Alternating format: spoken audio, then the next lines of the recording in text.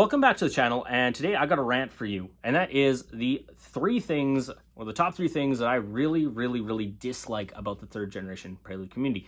And you know what? First off, I know that this video is probably not going to be a very popular video. In fact, I don't expect to get a lot of likes. I expect to actually get downvoted a lot. But these are my opinions, and I think that somebody's got to say it. Obviously, if you do like the content, drop a like down below. Subscribe to see more awesome stuff in the future. I obviously split the time between mostly watches, so on the wrist, Oris, Aquis, and then my Prelude, and then also a bit on my 335i. So now, three things that really bug me. Let's just jump right into that.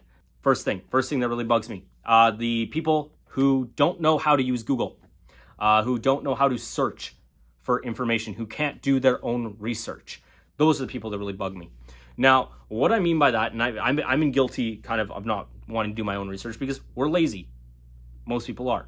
Now, what I mean is when people ask, and I'm targeting very specific questions, does X part from the Civic, Integra, RSX, Accord, Volkswagen Beetle, or like Chevy Malibu, does this fit in my Prelude? Or is this compatible? The answer is no.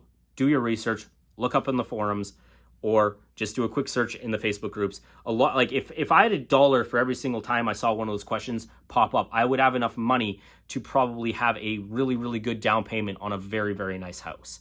It happens over and over again, and it's kind of annoying. Or not just kind of, it really is. Think about someone who's been in the community or been on the Facebook page 5, 6, 7 years, and all of a sudden they're seeing this like 2-3 times a day at least, and they're just like, really? Like, yeah. And it's like a lot of people will be like, oh, it's condescending, it's rude, you're being rude, you don't want to answer, you don't want to help, and they'll be like, you're not being helpful. It's not that you don't want to be helpful, it's just like, it wouldn't be too hard if you used Google once in your life, maybe. We're here to help, but on the things that require help, it's like 2 + 2 = 4. Do you really need me to hold your hand and do that for you? No, you don't. Now here's my disclaimer on how to get around that. If you have a question that you might think is a little bit, borders on the redundancy side, you can ask it, but preface it by saying, I searched the forums, I already searched the groups, I couldn't find an answer, here's my question. That's how you should properly preface the question so you don't get flamed or eaten alive in the comments.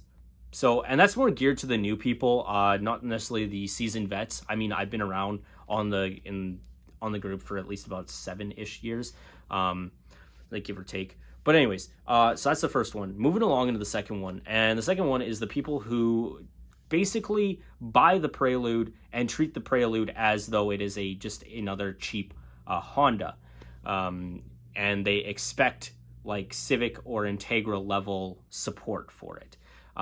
First of all, there is not that support. The aftermarket support is very limited. Parts are very hard to find. Parts are kind of getting a little bit, obviously because of desirability, and they're a little bit more expensive. It's kind of like they expect a certain level of affordability that doesn't necessarily come with the car, and because of the age of the car, they're not really willing to put the money in to properly restore the car. It's like they would rather spend money buying go fast parts rather than fixing the suspension that really needs to get fixed, because a lot of these cars are 30+ years old. So it's like fix the car, fix the parts, do the bit of the restoration, then go fast, and at the same time you're gonna have to spend more money. And the best way I can describe it is that if you think about it as, if you were the Prelude, the third generation Prelude, think about those parts as you have to basically pay BMW level pricing for parts, but just with a Honda label, logo, and application to it, which a lot of people don't want to do. And I mean, obviously, when you come from the Civic background or the Integra background, and you could build a turbo car that has 300 horsepower to the wheels or more for about $5,000, Canadian or whatever, and then all of a sudden you go to the Prelude and you can't even get to 200 for that amount ish, or 200 horsepower to the wheels. You're going to be looking at probably more than that, and then all of a sudden you're complaining and you're whining and you're just like, yeah, it's just like, yeah, and obviously the numbers are approximate. And then the final thing is the people who complain about the limited amount of aftermarket support but aren't willing to support the aftermarket suppliers that we do have. And I think that's really, really disappointing and really, really annoying. It's like, okay, so for instance, this video is not sponsored in any way, but One Fun Ride, he's the OG, he's the godfather of the 3rd gen community. He's done massive amount of work for our chassis, and he pioneered a lot of the stuff. He's the guy who kind of came up with the mounts for the H&F swap. He's doing the B-Series swap now.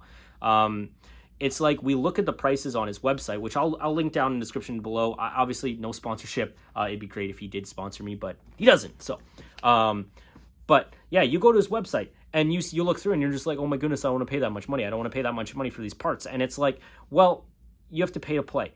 You have to understand that, yes, it's a little bit more expensive. You can't treat this like it's the Civic or the Integra. You have to realize it is a niche chassis. It's not like it's huge mass market thing. It's not like a Mustang where there's hundreds and hundreds and hundreds and hundreds, thousands of them rolling around. It's not like a WRX STI. It's a very niche car that is really old. And you know what? You guys should really be thanking One Fun Ride for his, contributions and even wanting to continue to support this.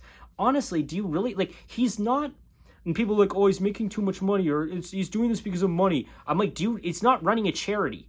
His business venture is not a charity. It's not like he doesn't do this out of the, yes, he does this because it's a hobby to him, a passion, and something he really likes to do. But it's not like I go as a teacher and I expect to do it, people expect me to do it for free because I like teaching. No, I do expect a paycheck at the end of it. And if you're not willing to pay me my worth, then I don't want to do it, right? Same thing for him. He had to outlay probably thousands upon thousands of dollars of his own personal money to come up with these products. And it's like he did the investment and you get to benefit from it. Yes, it might be more than you might want to pay, but there aren't any other options. If you want another option, go do it yourself. I bet you it will not be cheap. Go do it yourself, have a one-off, have fun. I don't think it's expensive. And it's not like he's rolling in the dough from this. He's not Jeff Bezos on a private yacht or Elon Musk shooting 3rd gen Preludes into the stratosphere just for funsies. He's just an ordinary guy. He's an ordinary dude just like you and me. So appreciate what he's done for the community, support him, and if he sees the support, he's going to make other cool stuff. Don't just poo-poo on it and complain about the prices. Stop being cheap. Just pay what you got to do. Pay to play. And if you don't like it, move along to a different chassis that is cheaper, where everything can become from an eBay special. But anyways, those are my 3 big gripes with the 3rd generation Prelude community. Obviously, if you have differing opinions, if you really don't like this video, good job. That's okay. But, it is what it is. So, obviously, if you did like it, drop a like below. Subscribe to see more awesome stuff in the future. And take care and have a fantastic day. I'll see you later.